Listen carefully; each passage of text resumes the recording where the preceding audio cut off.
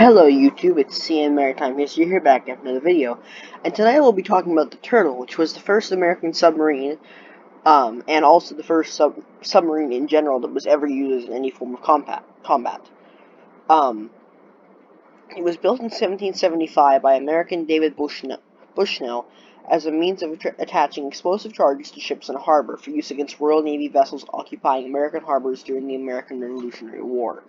Connecticut Governor Jonathan Trumbull recommended the invention to George Washington, who provided funds and support for the development and testing of the machine. In this picture, you can see a replica of the original turtle, which is at the Connecticut River Museum, I believe. Several attempts were made using turtle to affix explosives to the undersides of British warships in New York Harbor in 1776. All failed, and her transport ship was sunk later that year by the British with the submarine aboard. Bushnell claimed eventually to have recovered the machine, but its final fate is actually unknown. Modern replicas of the turtle have been constructed on display in the Connecticut River Museum, which is what this picture, the U.S. Navy Submarine Force Library Museum, the Royal Navy Submarine Museum, and the Oceanographic Museum in Monaco. So, David Bushnell made the idea of a submersible vessel for use in lifting the British naval blockade during the American War of Independence, or, as we call it here in America, the Revolutionary War. He may have begun studying underwater explosions while at Yale College, and by early 1775 he had created a reliable method for detonating underwater explosives, which is a clockwork connected to a musket fire mechanism, probably a flintlock, adapted for that purpose. After Lexington and Concord in April 1775, Bushnell began working at Old Saybrook on a small individually manned submersible, which currently was in the shape of a barrel, designed to attach an explosive charge to hull of an enemy ship, which he wrote to Benjamin Franklin would be constructed with great simplicity and upon principles of natural philosophy. Little is known about the origin, inspiration, and influence of Bushnell's invention. It seems clear Bushnell knew the work of the Dutch inventor Cornelius Strabel, who built the very first submarine. According to Dr. Benjamin Gale, a doctor taught at Yale, the many brass and mechanical moving parts of the submarine were built by the New Haven clockmaker, engraver, silversmith, brass manufacturer, and inventor Isaac Doolittle, whose shop was just a half block from Yale. Though Bushnell was given the overall design credit for the turtle by Gale and others, Doolittle was well known as an ingenious mechanic, also as an engineer, engraver, and metalworker. He had both designed and manufactured complicated brass wheel hall clocks, a mahogany printing press in 1769, which was the first made in America, brass compasses, and surveying instruments. He also founded and owned a brass foundry where he cast bells. At the start of the American Revolution, the wealthy and patriotic Doolittle built a gunpowder mill with 2 partners in New Haven to support the war, and was sent by the Connecticut government to prospect for lead. The design of the turtle was necessarily shrouded in secrecy based on his mechanical engineering expertise and previous experience in design and manufacturing. It seems Doolittle designed and crafted and probably funded the brass and the moving parts of the turtle, including the propulsion system, navigation instruments, the brass foot-operated water ballast and forcing pumps, the depth gauge and compass, the brass crown hat, the clockwork detonator for the mine, and the hand-operated propeller crank, and foot-driven treadle with flywheel. He probably funded all of these parts. Doolittle also designed the mine attachment mechanism. The most historically important innovation in the turtle was the propeller, as it was the first known use of one in a watercraft ever. It was described then as an oar for rowing forward or backward with no precedent design, and a letter by Dr. Benjamin Gale to Silas Deane as a pair of oars fixed to 2 opposite arms of a windmill, and as 2 oars or paddles that were like the arms of a windmill, 12 inches long and about 4 wide. As it was probably brass, it was thus likely designed and forged by Doolittle. When Bushnell made the hull, he enlisted the services of several skilled artisans, including his brother the farmer Ezra Bushnell and ship's carpenter Phineas Pratt, both like David Bushnell from the town of Saybrook. The hull was constructed of oak, somewhat like a barrel, and bound by heavy wrought iron hoops, which you cannot see here because they are on the inside, but they would go around here, and this, of course, is where the gunpowder is. The shape of the hull, Gale informed Silas, is the nearest resemblance to the 2 upper shells of a tortoise joined together. Named for its shape, turtle resembled a large clam as much as a turtle. It was about 10 feet long, according to original specifications, 6 feet tall, and about 3 feet wide. It consisted of 2 wooden shells covered with tar and reinforced with steel bands. It dived by allowing water into a bilge tank at the bottom of the vessel, and ascended by pushing water out through a hand pump. It was propelled vertically and horizontally by hand-cranked and pedal-powered propellers, respectively. It also had 200 pounds of lead aboard, which could be released in a moment to increase buoyancy. Manned and operated by 1 person, the vessel contained enough air for about 30 minutes and had a speed in calm water of about 3 miles per hour. 6 small pieces of thick glass on top of the submarine provided natural light, which you can see one of them here is It's like a porthole, sort of. The internal instruments are small pieces of bioluminescent foxfire fixed to the needles to indicate their position in the dark. During trials in November 1775, Bushnell discovered this illumination failed when the temperature dropped too low. Although repeated requests were made to Benjamin Franklin for possible alternatives, none was forthcoming, and Turtle was sidelined for the winter. Bushnell's basic design includes some elements present in earlier experimental submersibles. The method of raising and lowering the vessel was similar to that developed by Nathaniel Simmons in 1729, and the gaskets used to make watertight connections around the connections between the internal and external controls also may have come from Simmons, who constructed a submersible based on a 17th century Italian design by Giovanni Alfonso Borelli. One of the central concerns for Bushnell as he was planning and constructing the Turtle was funding. Due to colonial efforts to keep the existence of this potential war asset secret from the British, the colonial records concerning the Turtle are often short and cryptic. Most of the records that do exist concern Bushnell's request for funds. He sent requests for funding to the governor of Connecticut, George Washington, and Thomas Jefferson. Jefferson was intrigued by the possibilities, while Washington was still skeptical. However, Washington was able to provide some funds. Piloting the Turtle, I skipped a few parts. The mine in particular of the Turtle was delayed several times from its expected completion from 1771 to 1776. Piloting the Turtle, moreover, required great physical stamina and coordination.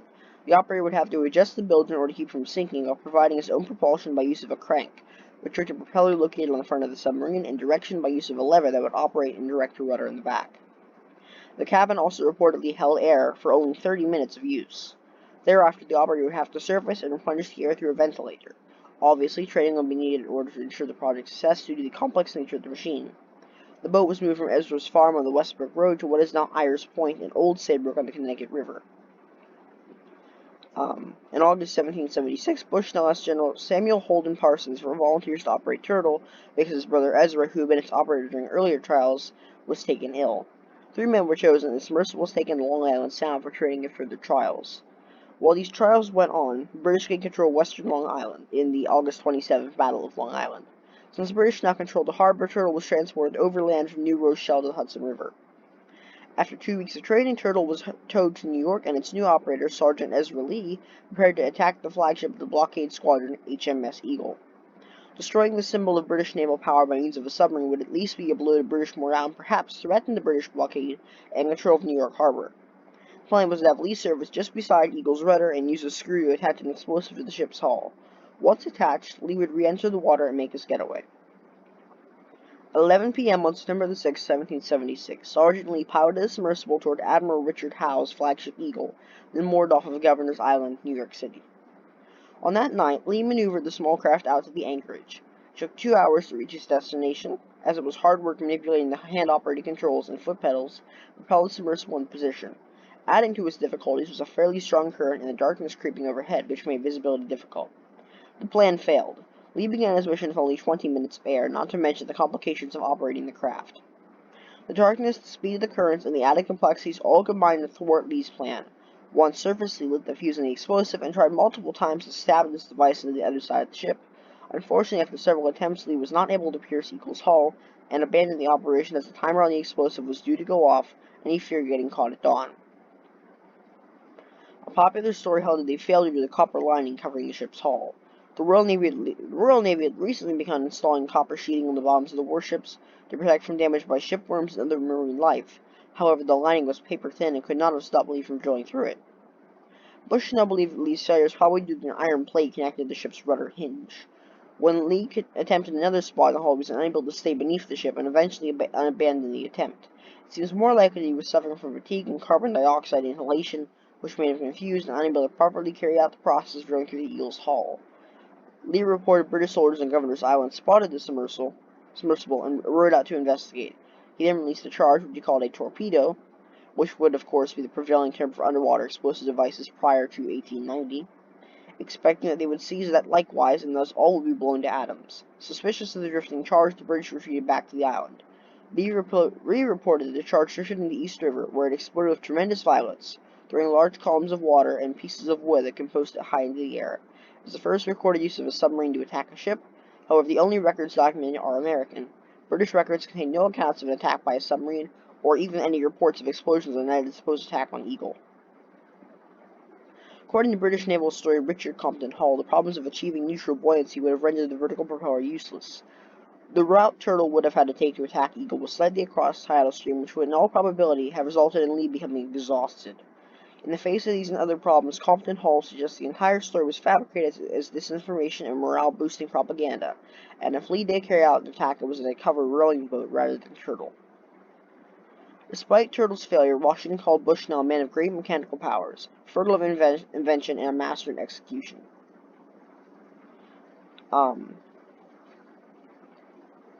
The submarine's ultimate fate is not known, although it is believed that after the British took New York, the Turtle was destroyed to prevent her from falling into enemy hands.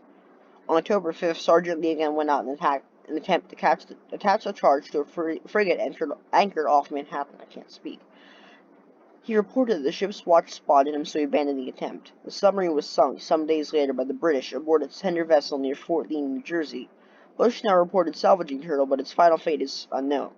Washington called the attempt an effort of genius, but a combination of too many things was requisite for such an attempt to succeed. Following Turtle's abortive attack in New York Harbor, Bushnell continued his work in underwater explosives. In 1777, he devised mines to be towed for an attack on HMS Cerberus near New London Harbor, and be floated down the Delaware River in an attempt to interrupt the British fleet off Philadelphia. Both attempts failed, and the latter occupied a brief place in the literature of the war. Francis Hopkinson's poem Battle of the Kegs captured the surprising and futile venture. The soldier flew, the sailor too, and scared almost to death, sir, were out of their shoes to spread their news of Rantel out of breath, sir. That's the poem. After the war, inventors such as Robert Fulton were influenced by Bushnell's designs. During Turtle's shortcomings, Bushnell's invention marked an important milestone in submarine technology.